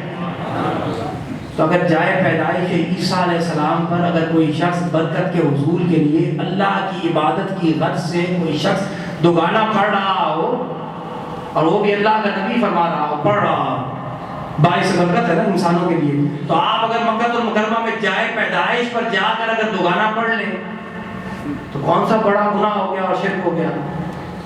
بیت اللہ عیسیٰ علیہ السلام کی پیدائش کی جگہ حضور سے فرمایا گیا دوگانا پڑھیں. حضرت عیسیٰ علیہ السلام کی پیدائش کی ولادت کی جگہ ہے اور پھر سوال چل پڑی ہے. راستے کے اندر بڑی بڑی نشانیاں، کہیں پر ایسے انسانوں کو بھی دیکھا ہے کہ جن کے سروں کو پھوڑ دیا گیا ہے، پھر دوبارہ جڑ جاتے ہیں، پھر پھوڑ دیا جاتا ہے، پھر جڑ جاتے ہیں. پوچھا آقا علیہ السلام نے کون لوگ ہیں؟ جبریل یہ کون لوگ ہیں؟ اب یہاں پر اکثر لوگ کہتے ہیں کہ یار یہ سوالات دیکھیں علم ہوتا تو پوچھتے ہی کیوں؟ تمہارا بس یہ دماغ ہی اتنا ہے، اور جس کے دودھ کے دانت نہ کٹے ہو نا ٹوٹے ہوں ان کا دماغ اتنا ہی کام کرتا ہے. ورنہ کچھ ذہین بچے ہوتے ہیں جن کے دودھ کے دانت نہ بھی ٹوٹے ہوں تو وہ بھی ذہانت والی باتیں کرتے ہیں. یہ ابھی اس ذہن کے لوگ ہیں. کوئی سوال پوچھ گیا تو اس سے علم کی نفی کہاں آ گئی؟ اللہ نے اس حضرت موسیٰ سے پوچھا تیرے ہاتھ میں کیا ہے؟ نظر بھی آ رہا ہے، نظر بھی آ رہا ہے کہ تیرے ہاتھ میں کیا ہے. علم کی نفی کریں گے وہاں پر؟ ایک بندہ عصا لے کر کھڑا ہے، اللہ پوچھے یہ تیرے ہاتھ میں کیا ہے؟ اچھا یہ اور آسان کرتے ہیں. پیپر چل رہے ہیں بچوں کے اسکولز کے اندر، تو ممتحن جو ہے وہ سوال پوچھے بچے سے تو والدین یہ کہیں گے کہ ممتحن کو آتا ہی نہیں ہے، امتحان لینے والے کو آتا ہی نہیں تبھی تو بچے سے پوچھ رہا ہے. ایسا ہو سکتا ہے؟ تو اگر یہ اعتراض رکھتا ہے تو پھر ہر جگہ یہی اعتراض چلے گا. جا کر استادوں سے بولے بھائی آپ کو نہیں آتا، بچوں سے پوچھ رہے ہیں. حضور کا پوچھنا بارہ یوں بھی سمجھ سکتے ہیں کہ ممتحن ہے. بھائی ہم تو جانتے ہیں جبریل، تم بتاؤ کہ کون ہے. بھائی ایک دفعہ ابو جہل آ گیا مٹھی میں کنکریاں لے کر، کہنے لگا بتاؤ میری مٹھی میں کیا ہے. حضور سے فرمانے لگا میری مٹھی میں کیا ہے؟ یہ تو بڑی چھوٹی سی بات ہے، مٹھی میں بتاؤں تیرے سوال کا جواب ہے. یہ تو بڑی چھوٹی، مٹھی میں جو ہے وہ بتائے کہ میں کون ہوں. مٹھی میں جو چیز ہے وہ بتائے کہ میں کون ہوں. تو مٹھی میں بند کنکریاں کلمہ پڑھتی تھی لا الہ الا اللہ محمد رسول اللہ.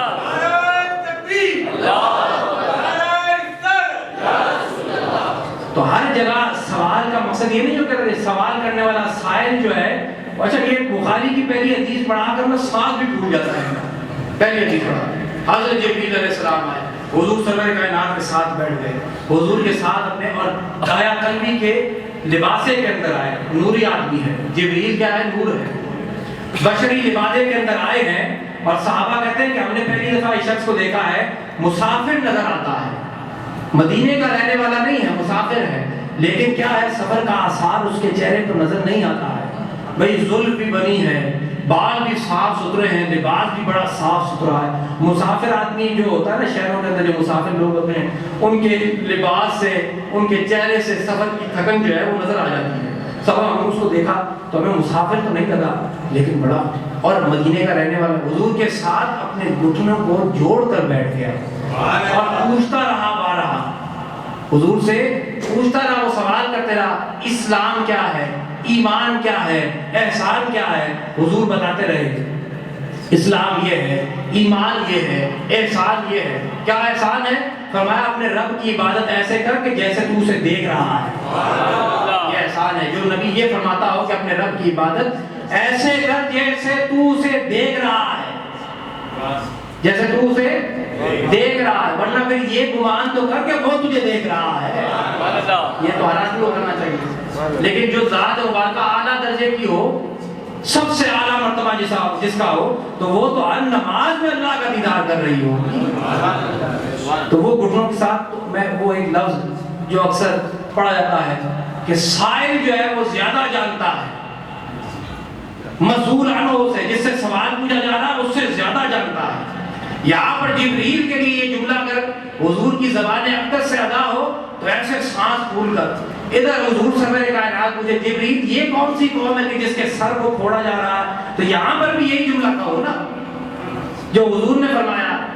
شاید یہ سوال پوچھنے کا مقصد یہ ہم تو جانتے ہیں، تم بتاؤ، یہ نشانیاں تو ہم جانتے ہیں، تم بتاؤ. تو فرمایا یہ کون سی قوم ہے کہ جس کے سروں کو پھوڑ رہا ہے اور پھر وہ سر جڑ جاتا ہے، پھر پھوڑا جاتا ہے، پھر جڑ جاتا ہے. کہا بے نمازی قوم ہے. کون سی قوم ہے؟ بے نمازی قوم ہے. یہ اذان کی آواز سننے کے بعد جو ہے نا اپنی دکان کو بند نہیں کرتی ہے، کہتی ہے کہ گراہک چلا جائے گا، رزق چلا جائے گا. گراہک آیا ہے، رزق وہ آیا درویش کے پاس پوچھنے کے لیے میری اولاد زیادہ ہو گئی، یہ پاکستانیوں کی ہے بھی ویسی زیادہ. تو کسی زمانے میں کسی درویش سے پوچھا کہ اولاد زیادہ ہے، رزق میں اللہ نے کمی کر دی ہے، رزق جو ہے تنگ ہو گیا. تو کیا اللہ کے نیک بندے تھے، جواب دیا ایسا کر تو گھر جا اور اپنی اولاد میں سے اس اولاد کو گھر سے باہر نکال دے جس کے رزق کی ذمہ داری تیرے اوپر ہے. جس کے رزق کی ذمہ داری تیرے اوپر ہے. اگر تیری 10-12 اولادیں ہیں نا تو ان میں سے اس کو نکال دے جس کے رزق کی ذمہ داری تیرے اوپر ہے. منہ دیکھ رہا ہے حضرت رزق کی ذمہ داری میرے اوپر تو نہیں ہے، اللہ کے اوپر ہے، اللہ کی ذات. تو کہا جب اللہ کی ذات پر ہے تو پھر اللہ پر بھروسہ بھی تو کر، پھر اللہ پر بھروسہ بھی تو کر.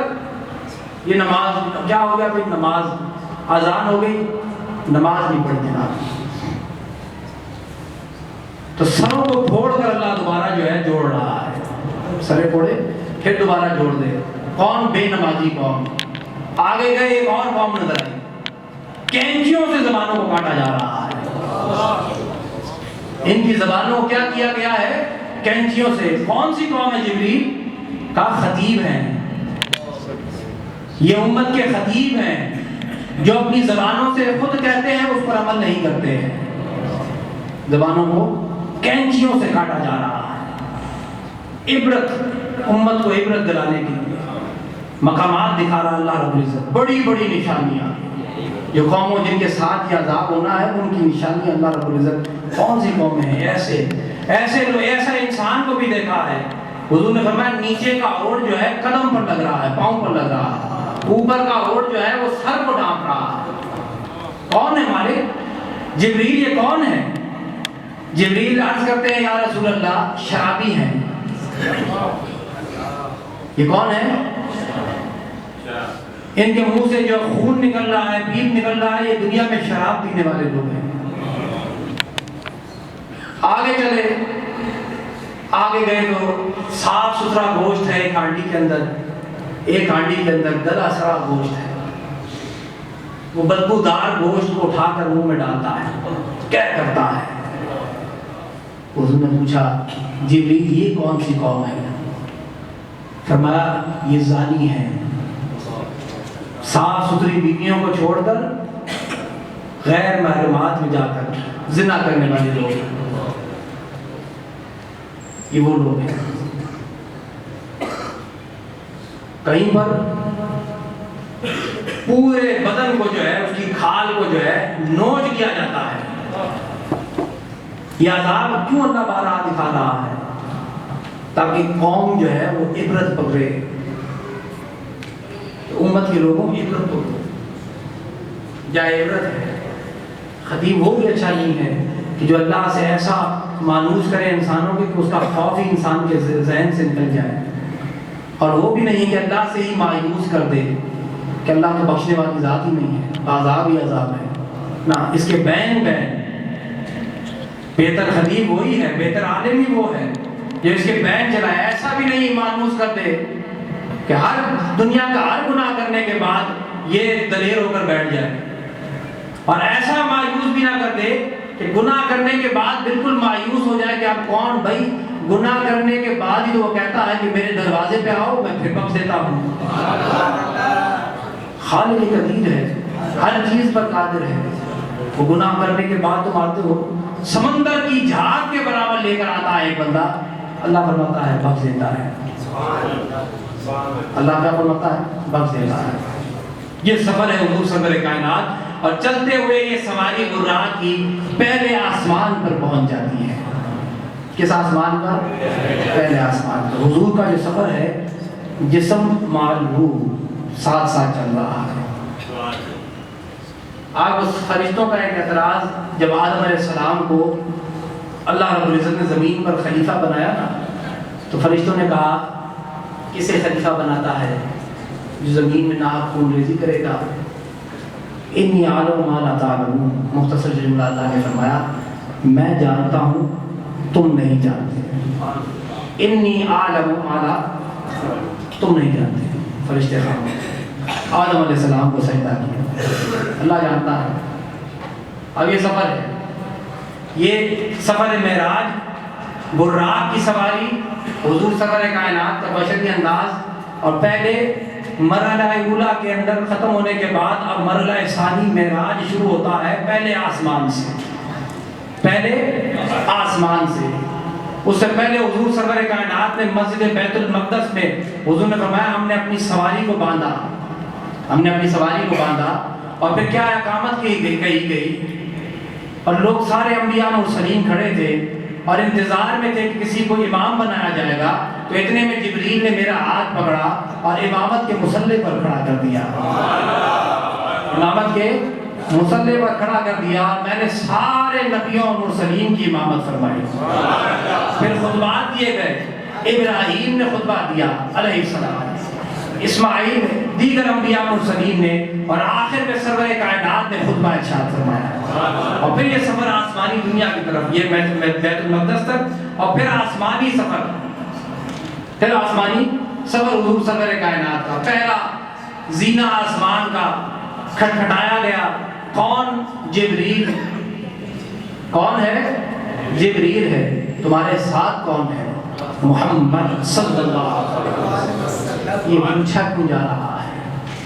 بھائی ہر آسمان کی کنجی نام محمد ہے صلی اللہ علیہ وسلم، ہر آسمان کے دروازے کی کنجی نام محمد ہے، اس لیے برکت کے لیے نام لیا جا رہا ہے، یہ برکت کے لیے نام لیا جا رہا ہے۔ کون ہے تمہارے ساتھ؟ محمد صلی اللہ علیہ وسلم۔ اور پہلے آسمان پر حضرت آدم علیہ السلام سے حضور نے ملاقات کی۔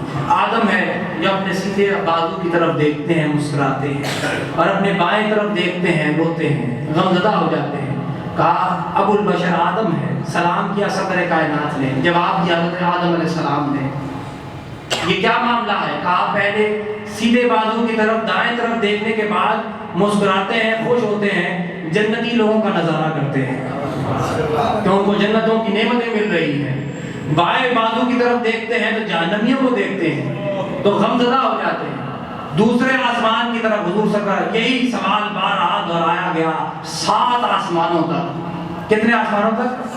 7 آسمانوں تک۔ اور یہاں معراج کا جو ہے نا، معراج سیڑھی، اب یہ سفر جو سدرۃ المنتہا سے بیت المقدس سے شروع ہوا ہے، معراج کا معنی سیڑھی، سیڑھی لائی گئی، حضور صلی اللہ علیہ وسلم اس ایکسیلیٹر پہ بیٹھے، پہلے آسمان پر، پھر دوسرے، پھر تیسرے، اسی کو معراج کہتے ہیں۔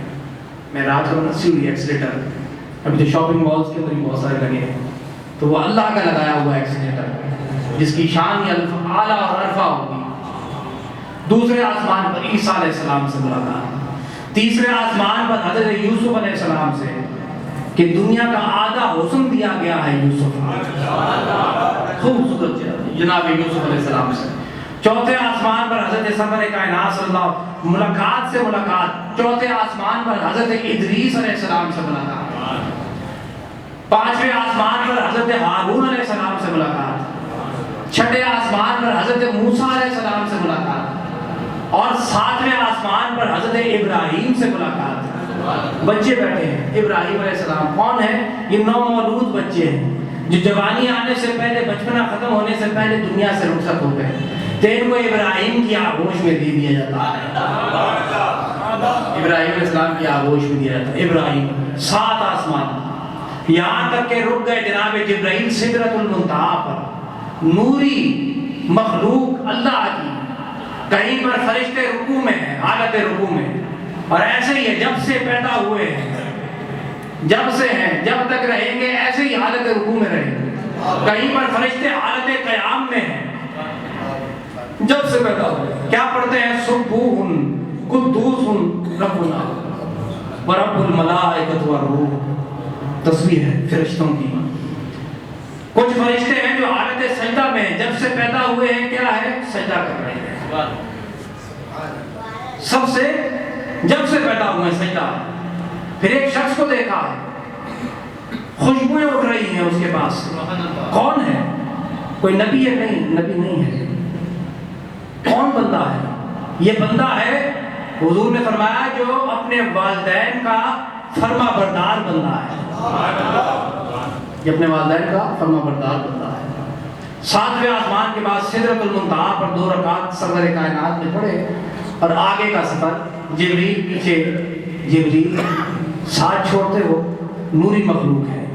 دیکھیں نا، فرشتوں نے کہا تھا کہ اس کو بنانے لگا ہے کہ جو دنیا میں نعت گن ریزی کرے گا، ہم تیری تسبیح اور تقدیس بیان کرنے والے۔ اللہ نے فرمایا انی اعلم ما لا تعلمون، تمہاری حد مسجد حرام سے شروع ہوئی اور سدرۃ المنتہا پر آ کر کیا ہو گئی؟ ختم ہو گئی، لیکن ذات رسول کا یہ سفر جاری ہے۔ ذات رسول کا یہ سفر کیا ہے؟ جاری ہے۔ جو روح مال جسد کے ساتھ آئی ہے سدرۃ المنتہا تک جبریل کے ساتھ، اور پھر آگے کا سفر اعراج کہلاتا ہے، جو سدرۃ المنتہا سے فقان قاب قوسین تک ہے۔ یہ اعراج ہے جہاں پر حضور سرور کائنات کی ذات مقدسہ ہے۔ سفر ہے، نوری سفر ہے، لیکن نور بھی جو ہے وہ نیچے رہ گیا، نوری مخلوق بھی جو ہے وہ نیچے رہ گئی، بشری مخلوق جو ہے وہ دنیا کے اندر رہ گئی۔ بشری مخلوق بھی کیا ہے؟ وہ دنیا کے اندر رہ گئی۔ اب کیا ہے؟ یہ بشری نوری لبادے والا نور محمدی صلی اللہ تعالیٰ علیہ وسلم اب سدرۃ المنتہا سے آگے کا سفر طے فرما رہے ہیں۔ حجابات اٹھتے چلے جا رہے۔ انی اعلم ما لا تعلمون، اللہ نے فرمایا تھا کہ میں جانتا ہوں تم نہیں جانتے۔ یہ دیکھو شان محمدی صلی اللہ علیہ وسلم، جس کے لیے یہ دنیا بنائی تھی۔ تمہاری حدیں یہاں پر آ کر ختم ہو گئی ہیں، یہاں سے حدود مصطفیٰ صلی اللہ علیہ وسلم شروع ہوا ہے۔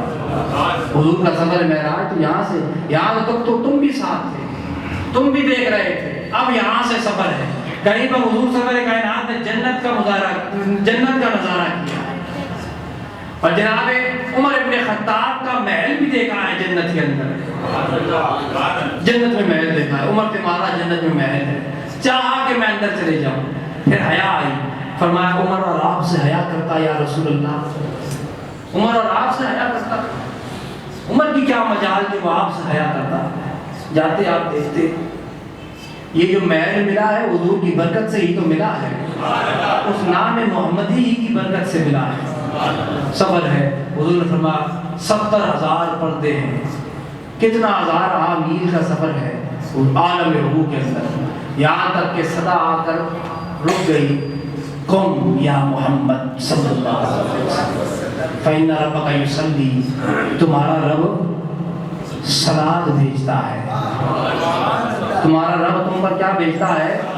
صلات بھیجتا ہے۔ صلات مانا درود بھیجتا ہے، سلامتی بھیجتا ہے، یصلی، تمہارا رب تم پر صلات بھیج رہا ہے۔ کس لیے آئے؟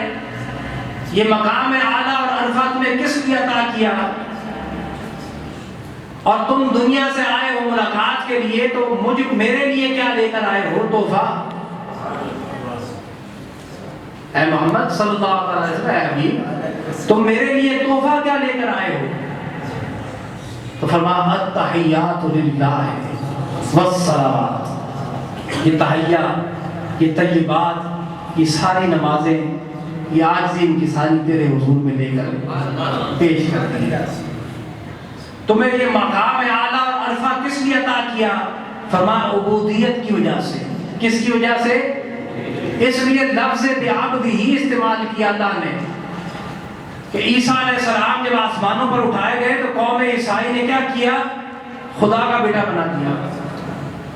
عزیر کو ابن اللہ کہنے لگے یہودی، تو کہا یہ اعلیٰ اور عرفہ مقام تو تمہیں عطا کیا ہے، لیکن امت محمدی یہ نہ بھولے بعبد ہی، یہ عبودیت اپنی جگہ قائم ہے۔ یہ جو تم نے اعلیٰ اور عرفہ مقام دیا ہے، یہ عبادت کی وجہ سے، عبدیت کی وجہ سے دیا ہے۔ انسان کے جسم پر بھی معراج ہوتی ہے۔ ایک انسان کا جسم جب نماز کے اندر اس کا جسم جو ہے نا سکون حاصل کرنے لگے تو یہ اس کے جسم کی معراج ہے۔ یہ کیا ہے؟ اس کے جسم کی معراج ہے۔ جب وہ جسم نماز کا اس انداز میں، عبادات کا اس انداز میں عادی ہو جاتا ہے تو پھر اس کی غذا کم ہو جاتی ہے، کھانا پینا کم ہو جاتا ہے۔ وہ تھال کے تھال کے پیٹ باہر نکلے ہیں نا جن کے، تو بڑے بڑے امامے ہیں، یہ کوئی بڑے نیک لوگ نہیں۔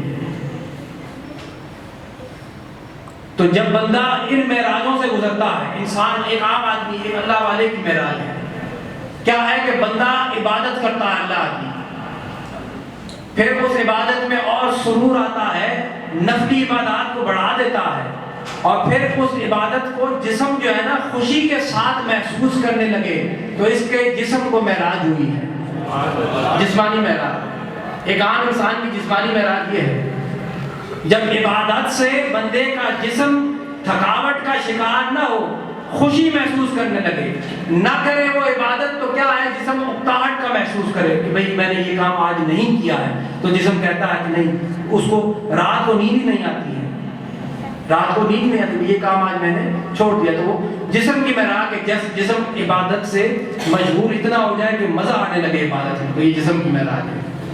روح کی معراج کیا ہے کہ جب عبادت میں اتنا مشغول ہو جائے تو پھر کیا ہوتا ہے، اس کی غذا کم ہو جاتی ہے، کھانا پانی جو ہے نا وہ کم استعمال، اس کی بستر کی نیند بھی کم ہو جاتی ہے، اس کی بستروں کی نیند بھی کم ہو جاتی ہے، کم سوتا ہے اور کم کھاتا ہے، جسے کہتے ہیں نا کم سونا اور کم کھانا۔ تو جب وہ کم کھانا اور کم سونے کی عادت کسی انسان کے اندر عبادت کے ساتھ دیکھے تو پھر اس کی روح کی معراج ہے۔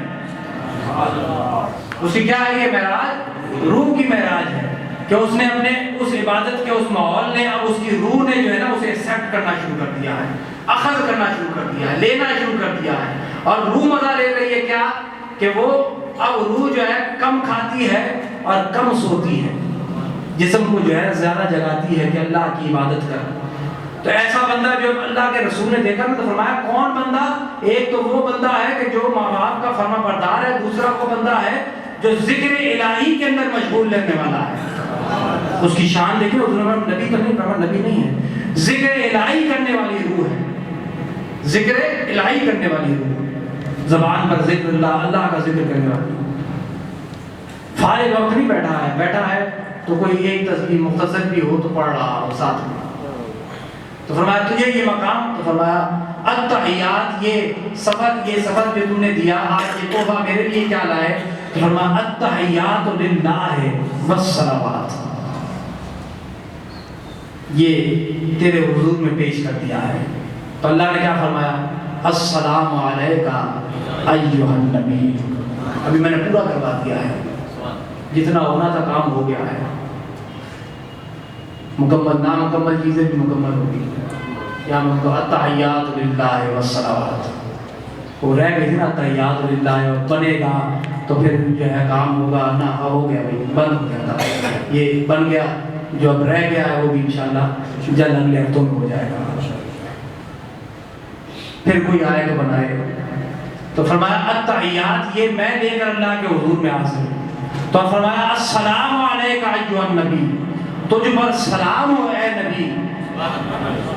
حضور نے اس سلامتی کو اپنے تک محدود نہیں رکھا.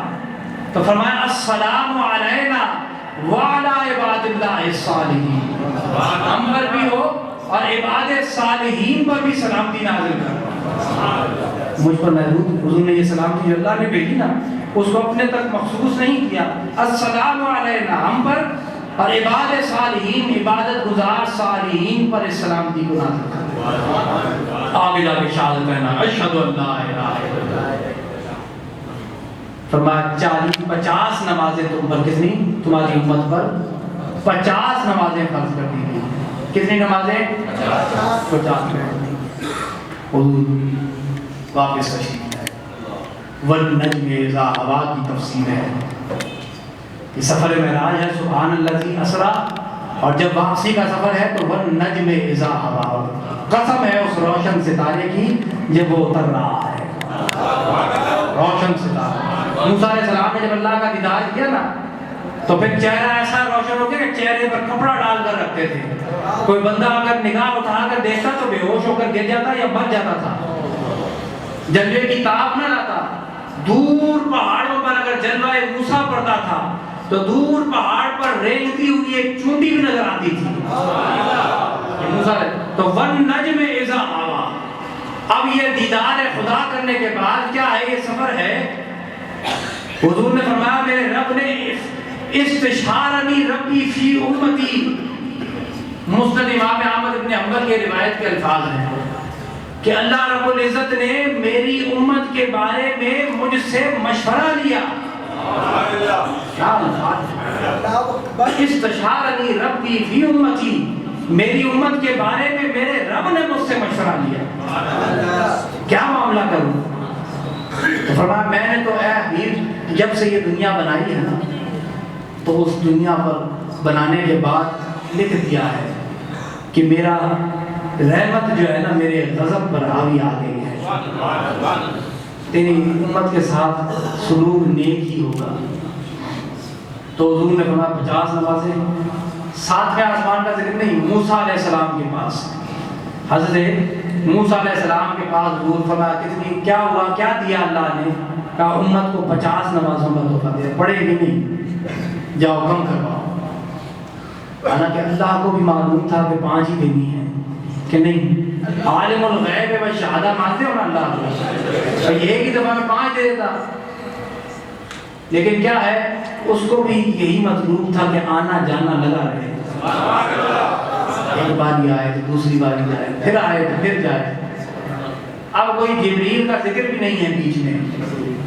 اب بارہا جبریل کا ذکر بھی نہیں ہے. جبریل کی حد جو ہے سدرۃ المنتہا پر ختم. اب یہ آنا جانا جو ہے، موسیٰ فرماتے ہیں کہ جاؤ کم کرواؤ. حضور جاتے ہیں 10 کم کروا کے واپس آ جاتے ہیں. کتنی ہو گئی؟ 40. کتنی ہو گئی؟ 40 کم کروائیں. پھر جاتے ہیں، پھر جا کر کم کرواتے ہیں. کتنی رہ گئی؟ 30. 10 کم ہو گئی. پھر جا رہے ہیں. وہ نگاہ مصطفیٰ میں دیدار خدا بندی کر رہے ہیں جناب حضور کی. ما ذاق البصر، اللہ نے فرمایا نا ما ذاق البصر وما طغى. اس کی نگاہ آگے پیچھے نہیں ہوئی ہے، بھٹکی نہیں ہے. جو دکھانا چاہا ہے اسی پر فوکس ہے. اللہ کا بھی اس پر فوکس گویا کہ محمد مصطفیٰ کا اسی جلوے کی طرف فوکس، ایسا فوکس، کہیں آگے پیچھے نہیں، جو دکھانا چاہا ہے، جو سنانا چاہا ہے۔ جب محمد کہہ رہے ہیں تو اللہ سن رہا ہے، جب اللہ فرماتا ہے تو محمد سن رہے ہیں۔ اب جلوہ محمد اللہ رب العزت دیکھ رہا ہے اور جلوہ خدا محمد کی ذات دیکھ رہی ہے۔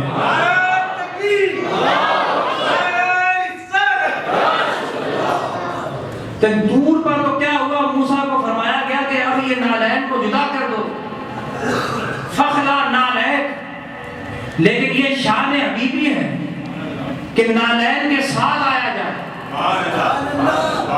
حکم موسیٰ کو ہے فخلا نالین، بھئی وہ کلیم اللہ ہے۔ ذہن میں یہ خیال آتا ہے نا کہ کیا ہوا کہ موسیٰ کو طور پر کہا گیا کہ اپنی نالین کہ انک بعد مقدس طوا، تم مقدس وادی طوا کے اندر آ گئے ہو تو اپنی فخلا نالین اپنے پاؤں سے جدا کر دو۔ ادھر جب حضور صلی اللہ علیہ کائنات کا سفر سدرۃ المنتہا سے آگے تو فرمایا نہیں، نالین اتارنے کی ضرورت نہیں ہے۔ نالین جو ہے وہ جسم پہنتا ہے، روح نہیں پہنتا ہے۔ نالین جوتیاں جسم پہنتا ہے کہ روح پہنتا ہے؟ جسم انسانی پہنتا ہے۔ تو ہم تو کہہ رہے ہیں کہ جسم اور روح کے ساتھ ہے معراج۔ تو فرمایا حکم موسیٰ کو اس جگہ پر فرمایا گیا کہ بھئی موسیٰ اپنی نالین کو اتار دو۔ یہاں پر آیا گیا کہ موسیٰ سے اتارا گیا وہ کلیم اللہ ہے، تم کون ہو؟ پھر ندا آئی ذرا گا بھئی کیا ہے یہ غذائی اجناس کو جو ہے نا اسٹاک کر لو، قلت ہو تو پھر بازار کے اندر بیچیں گے، پروفٹ زیادہ ملے گا۔ پروفٹ کیا ہوگا؟ زیادہ ملے گا۔ اذان کی آواز تو وہ فوراً ٹوپی سر پہ لگا کر کہتے ہیں بھئی نماز بڑی ضروری ہے، حضرت آ جاؤ نماز پڑھنے کے لیے۔ دنیا کے اندر جو یہ معاملات کرتے ہو اس کا بھی جواب اللہ کے حضور میں دینا ہے۔ جہاں نمازوں کا دینا ہے، زکوٰۃ کا دینا ہے، وہاں پر انسانوں کے ساتھ جو معاملات ہے اس کا جواب بھی دینا ہے۔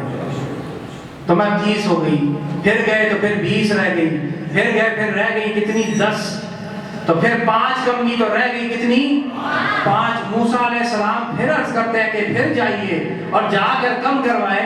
حضور نے فرمایا اب مجھے حیا آتی ہے، شرم آتی ہے، یہ بھی نہیں پڑھیں گی، 5 بھی نہیں پڑھیں گی، 5 بھی اگر یہ نہ پڑھیں تو پھر ان کے لیے کیا ہے؟ تو اللہ نے فرمایا دیا تمہیں پہلے وقت میں جو تحفہ تھا کتنی نمازوں کا؟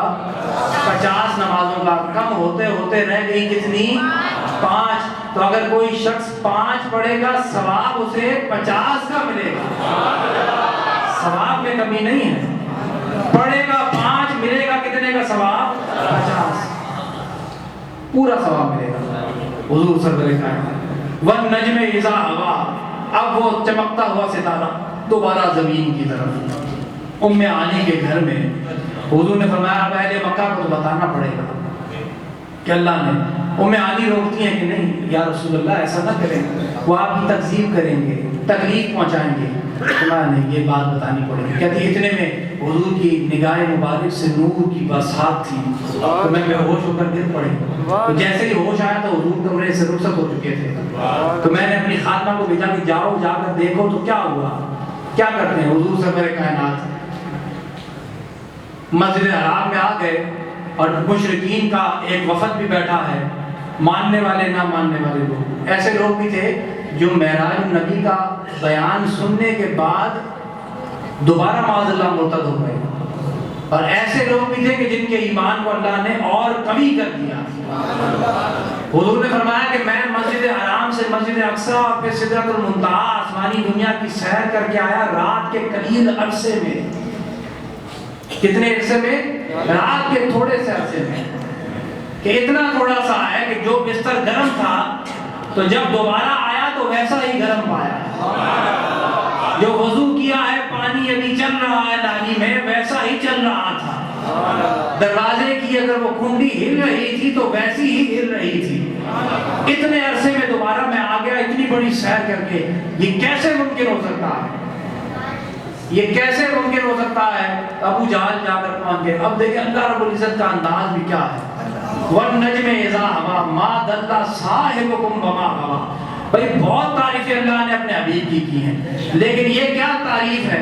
آپ کہتے ہیں نا اپنے بڑے کسی سیٹ کو تو کہتے ہیں صاحب ہے ہمارا، کہتے ہو کہ یہ ہمارا صاحب ہے، تو وہی لفظ اللہ نے استعمال کیا، ما دل صاحبکم وما غوا، تمہارا صاحب ہے، اس امت کا کیا ہے؟ صاحب ہے۔ تو فرمایا کہ بھائی یہ کیسے ممکن ہو سکتا؟ آپ کو ایسے ممکن، میں اور آپ کہیں تو ممکنات میں سے نہیں ہے۔ ابو بکر سے فرمایا کہ جا کر ابو جہل نے کہا کہ بھئی یہ بات، اب یہ دلیل اور یہ دعویٰ، اس کی کیا دلیل ہو سکتی ہے؟ کیسے ایک بندہ مان سکتا ہے؟ کہا میرے حبیب نے فرمایا ہے تو سچ فرمایا ہے، حبیب نے فرمایا، تیرا اور میرا کہنا نہیں ہے، یہ عام آدمیوں کا کہنا نہیں ہے، یہ حبیب کا کہنا ہے۔ اس سے بڑی بات کہ ایک فرشتہ آسمانی دنیا سے آتا ہے، صبح و شام وہی لے کر آتا ہے، صبح و شام اس پر وہی، تو ایک دفعہ اگر وہ اس کے ساتھ چلا گیا ہے تو کیا ہوا؟ اب وہ تو خود فرماتے ہیں کہ نماز ہی ایسے پڑھو کہ جیسے اس رب کو دیکھ رہے ہو۔